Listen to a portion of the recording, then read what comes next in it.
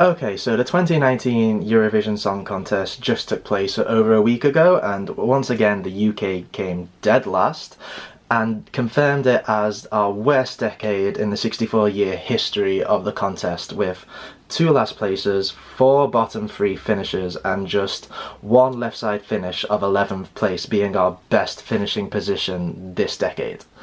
So how did a 5-time winner like the UK get here? The home truth and reality is that the BBC do not want to win. They simply do not want to win. The people who work on the BBC Eurovision team will tell you that they do want to win. And of course, if that's their job to be on a team, of course they want to win, but the simple truth is that they work with the limited means at their disposal given to them from the top down. Because the BBC for this entire decade have not seen Eurovision as the biggest and most watched non-sporting event in the world, and something worthy of investing time and money in. For this entire decade, the BBC has classed Eurovision as light entertainment, falling into the same category as chat shows, cooking shows. And this is backed up when you see for the last 4 years the UK national final to select our song have been on lesser channels of BBC 4 and BBC 2 with much less viewers, and shown on Friday nights, which is known as the day with the least amount of people watching TV because people are usually out on Friday nights, not staying in and watching TV like Saturday nights. Instead of putting it on their flagship channel BBC One and on primetime Saturday, they just leave it out to dry on lesser channels on days when no one will watch it, when other countries will be doing it on weekends and doing it on primetime. The BBC sees it as light entertainment is also backed up by the lack of budget given to the Eurovision team, as is seen with our last 4 music videos, with 3 of them filmed in BBC back studio using green screen, and Michael Rice's this year looking like a end-of-year project for a first-year film student at university. The light entertainment approach can also be seen with the non-existent involvement of record labels for our entries. In countries like Greece, Russia, Sweden, it's the record labels that are approached by the TV stations for help with their entries, help with matter of music videos, help with promotion of the song, help with getting the song to chart in the home country. But in the UK this decade, there's solely been an inside house job, Auntie Knows Best, a BBC approach for next to every entry of the last 10 years. And this has led to not one of our songs this decade charting well in our own country. The highest charting song was Blue in 2011, who charted at number 16. After that, we have only one other song that made it into the top 40 with Molly in 2014. The other 8 songs didn't make the top 40, some didn't even get into the top 100 in the UK. There was that little interest in them. And the point is, if we don't invest in our own songs charting on our own country, how can we expect 40 other countries to take an interest in it when we aren't taking an interest in our own song? The Netherlands and Italy this year reached number 1 in their countries and came first and second respectively in the contest. Switzerland charted at number 8 there, Norway charted at number 3, and both those countries went on to make the top 5. And you can see, even with Blue, our best charting song at number 16 is connected to our best result this decade. There is correlation there. And even if you don't think charts don't hold that much sway these days because of streaming, if you look at the streaming counts and the YouTube views, because the Netherlands and Italy were top of those charts as well. They were so in front of those counts weeks before the contest, and the results then reflected it. So now that we are heading into a new decade with the chance to put the past behind us, the question is, how do we change the UK's fortunes? And I have a few opinions and recommendations on it. So first recommendation I would say is we need to get an entire new Eurovision team of people who have had nothing to do with any of the past 10 years of failure. We need new opinions, new ideas on that team. in sports, when a team comes last and is relegated, you get rid of the manager, bring in a new guy who in turn brings in their own team.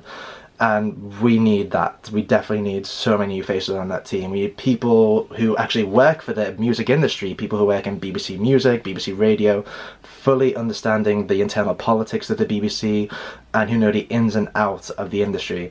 Not a team of people which includes people whose day job is just working on the one show when they're not working on Eurovision. And yeah, that's true. I've met people from the BBC Eurovision team in previous years who have played a part in our song selection and staging, who after Eurovision ends just go back to helping setting up the daily one show. I remember last year them telling me, oh, wait till you see the staging for Suri's song, and then when we did see it, I was like, is that it? That was the big idea?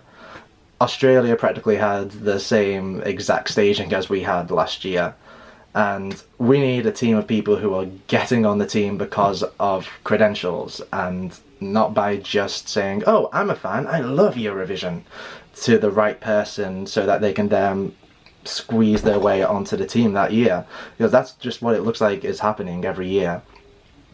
I mean, we saw it happen with the BBC podcast with that Jade Adams, didn't we? Like saying, oh, I'm a massive fan, love Eurovision.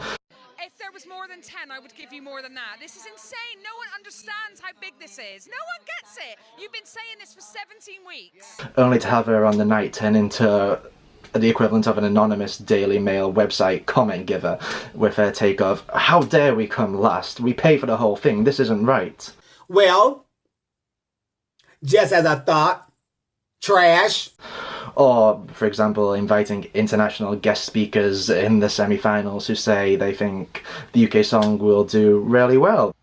I think a good result for the UK would be just landing anywhere on the left side of the scoreboard. Hasn't happened to the UK in about a decade, and I really think Michael could get it. You honestly do? I honestly do, yeah. Think, oh yeah, they say that on the camera, and then when the camera's off, they see the UK come last, and to have them cheering. 3 points. You're that girl I knew you were. Like, we need a team of people who will see those red flags of people who are trying to get in. Next, within that new team, we need people with a go hard or go home attitude. When the Eurovision series producer Lee Smith-Herf tweets, win or lose, it doesn't matter. No, Lee, sorry, it matters a lot. There is national pride and dignity at stake here, and if you haven't noticed, the UK is really running low on pride and dignity these days. You cannot come with that defeatist mentality of, oh, we're just happy to be here and hope we finish well. Because that was truly reflected in the performance and the results. It's not a vote-getter. The Netherlands were clearly going for the win from day one. We were aiming for a top right finish at best. Some fans were calling the Netherlands, I remember, cocky and overconfident because they believed they could win with their song when they first announced it, and they were low-key talking about where they could potentially host it next year, weeks before the contest. But I'm going to argue it wasn't cocky, it was faith. Faith that they had a great song and they knew it had the potential to win. And they were following through with that energy, something which we have not had for an entire decade. When you don't aim for the top, then you only deserve the bottom. That's as simple as it is with the UK's attitude recently. And what the BBC do in the last couple of years in regards to that attitude, they've replaced trying to say, oh yeah, we're definitely going to win, with the phrases, oh, these artists are great ambassadors, look how great people they are, look how great they represent the UK on the world stage. Yeah, that's true, they've all been really kind-hearted, lovable, respectful people, Suri, Michael, but look at this year's Slovenia's entry, for example, who by all accounts were horrible people to journalists and fans throughout Eurovision week. They end up getting one of their country's best results and finishing on the left side. Like, we are throwing our entries to the Lions Den with only the words of, they're good ambassadors, as a shield. They deserve better. All of them. And we need a team that understands that. After this year's contest, within 24 hours of getting 0 points in the televote, German TV announced they will rethink their entire selection process for next year. We're well over a week now and the UK coming last, and we'll be lucky if we hear any announcement from the BBC before December, if history is anything to go by. We need a team that is fully communicating, both to us and the artists. Okay, so we have a new team. The next thing is deciding on how we choose our entry. Do we do internal selection or open national final? If we do, on the rare chance the next year, go for an internal selection, we really need a current, established and respected name that is not using Eurovision as the last chance to revive their forgotten careers, as was the case of Blue, Engelbert, Bonnie. We need a well-known current name to take one for the team, as it were, and who fully understands it's the poor songs and staging that have held us back, and nothing else, and who has a plan to change that. At the start of this decade, the Netherlands, who have just won, had the worst long-term results in Eurovision history, with 8 non-qualifications in a row in the semi-finals. Then come along Anouk, arguably one of the biggest stars in the Netherlands. She walks into Dutch TV and said, "Look, you guys are in crisis. You need my help. I have a song I believe in. I have a vision on how to stage the song and how to promote it. Send me."